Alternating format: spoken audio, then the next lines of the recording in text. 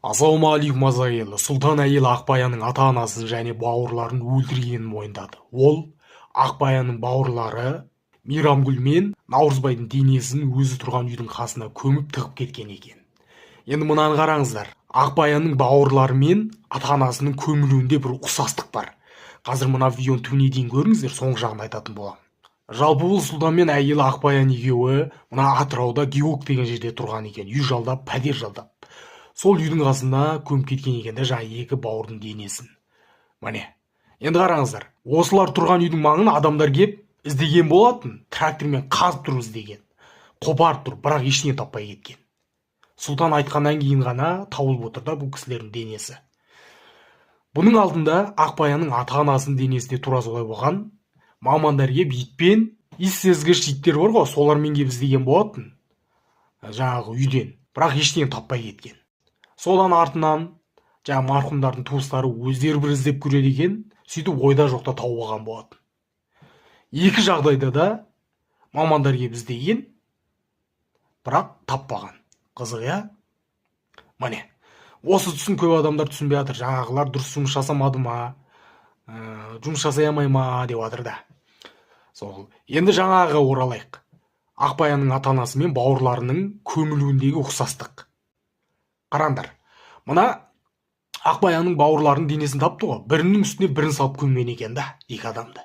Ақбаянның ата-анасы да тура солай көмілген екен. Өздерінің үйлерінде бірінің үстіне бірін салып. Мына Ақбаянның бауырлары бұл жерде былай сияқты. Бірінші Наурызбайдың денесін көмген сияқты. Біраз уақыт өткеннен кейін Мейрамгүлді әкеп бұл жерге көмген сияқты да денесін. Неге дейсіздер ғой? Оны неге сүйеніп айтып отырсын дейсіздер ғой? Былай. Жалпы бұл отбасынан ең бірінші болып жоғалған мына Наурызбай дейтін жігіт екен. Бұл қайғылы оқиға негізі қыста болды ғой, жаңағы. Ата-анасы жоқ болып кетті. Қыста болды да. Ал Наурызбай жазда жоғалып кеткен екен. Хабар ошақсыз кеткен. Хабарласқанда телефонмен ғана жазады екен, SMS жазады. Не аудио шықпайды, не видеомен шықпайды, не звондамайды. Тек қана хат жазады екен. Міне, ең бірінші болып жоғалған осы Наурызбай екен да. Соған сүйеніп айтып отырмын ғой енді. Бірінші бұл жаңағы Сұлтан Наурызбайды бірдеңе қылып, ана жерге көміп тастап, артынан Мейрамгүлді әкеп үстіне көмді ма деп ойлап отырмын ғой. Вот. Жаңағы қайғылы уақиға болар кезде Атырауда. Бұлар ең соңғы рет төркінге барып қайтады екен, Ақбаян мен Сұлтан екеуі. Барып қайтады. Сол кезден бастап жаңағы Ақбаянның ата-анасы, одан кейін қарындасы Мейрамгүл хабар-ошарсыз кетіп отыр ғой. Міне. Соңғы рет барған,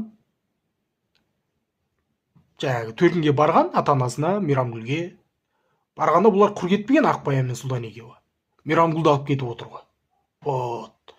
Соған нетіп айтып отырмын ғой, бірінші ана жерге марқұм Наурызбайды көмген, одан кейін барып Мейрамгүлді көмген ба деп отырмын да, бірінің үстіне бірін көмгеніне қарағанда. Міне. Құдай сақтасын енді. Енді қазір бұлай. Сұлтан қамалды. Ақбаян қазір жындыханада екен. Оны біраз уақыт бақылайды екен мамандар. Оның ақыл есінде ауытқу бар ма, жоқ па, соны қарайды екен да. Соған байланысты бұған жаза қолданады. Енді ақыл есінде ауытқу жоқ болса қамалады, ал ауытқу болса емделеді. Міне. Енді кейбір адамдар айтып отыр да, бұл Сұлтан жалғыз өзі бұндай іс жасай алмайды, бұның көмекшісі болды ма, анау мынау деп отыр да. Бұл жаңағы айтып отырмын ғой, бірінің үстіне бірін көмгеніне қарағанда, жаңағы адамдарды бірінен кейін бірін алдап әкеп жандарын алған сияқты да бұл. Жаңа Сұлтанды көрдім, жіп-жіңішке ілмейіп тұрған жігіт та, абарық. Анау бар ғой, бір адамға шамасы әрең жетеді анау. Екі адамға, бір адамға шамасы әрең жетеді. Сонда ойлап отырмын, марқұмдарды бірінен кейін бірін алдап әкеп жандарын алып отырды ма деп. Сол ағайын. Жалпы бұл іс туралы не ойлайсыздар? Мына қылмысқа Ақбаянның қатысы бар ма жоқ па?